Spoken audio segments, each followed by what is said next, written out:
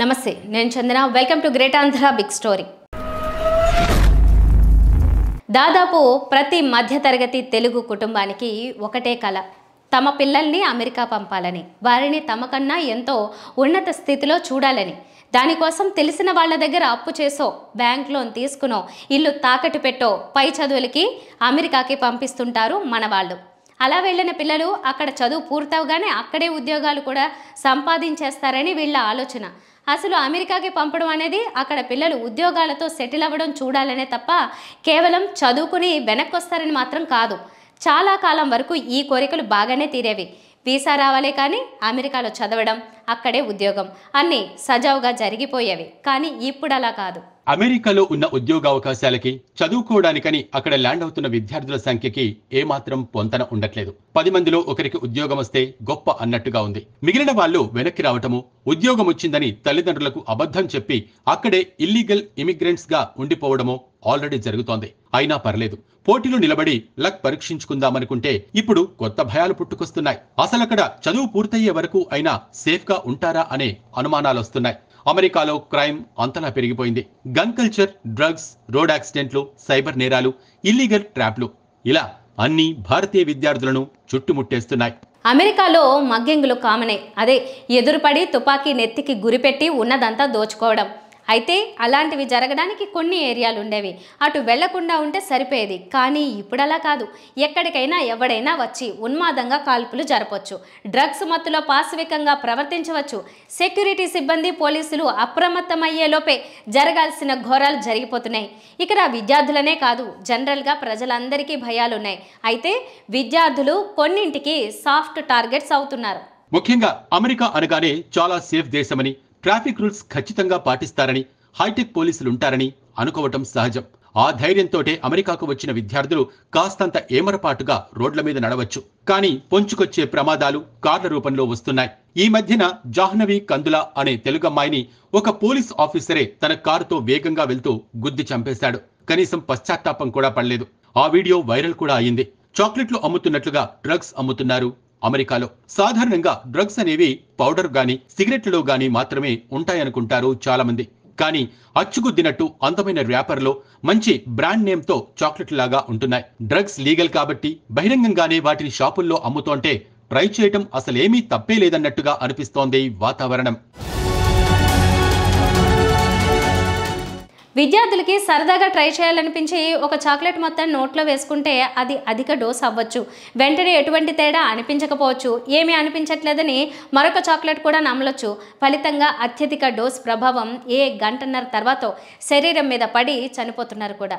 ఈ రకమైన కేసులు కూడా వెలుగు చూస్తున్నాయి. ఏ పక్క నుంచి ఎవడు కారుతో గుద్దుతాడో, ఎవడు మగ్గింగ్ చేస్తాడో, ఎవడు గన్ ఓపెన్ చేసి కాలుస్తాడో అనే భయాలు పెరుగుతున్నాయి. ఇదిలా ఉంటే తాజాగా సైబర్ నేరాలకి కూడా భారతీయ విద్యార్థుల్ని టార్గెట్స్ గా వాడుతున్నారు.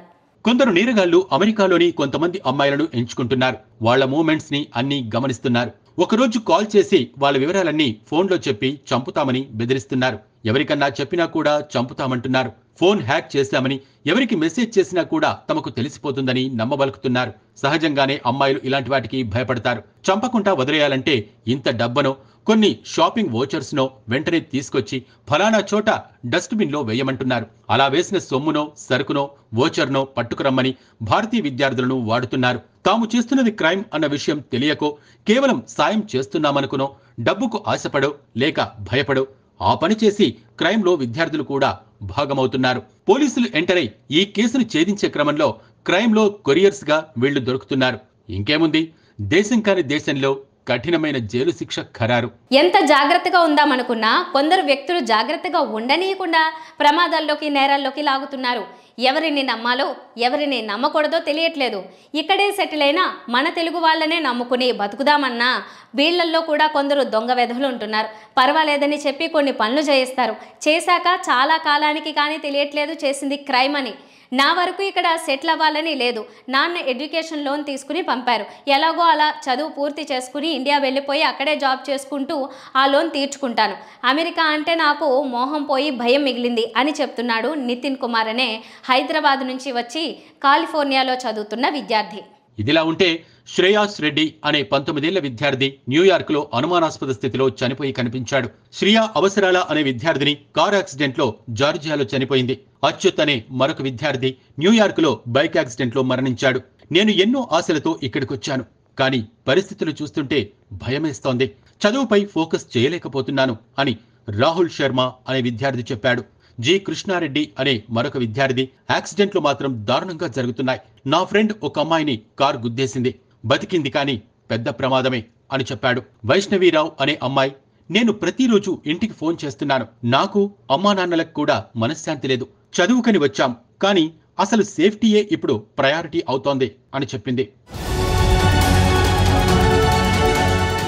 ఎలా చూసుకున్న పిల్లల్ని అమెరికా పంపితే పెద్ద ఘనకార్యం చేశామన్న ఫీలింగ్లోంచి ఇండియాలోని తల్లిదండ్రులు బయటికి రావాలి.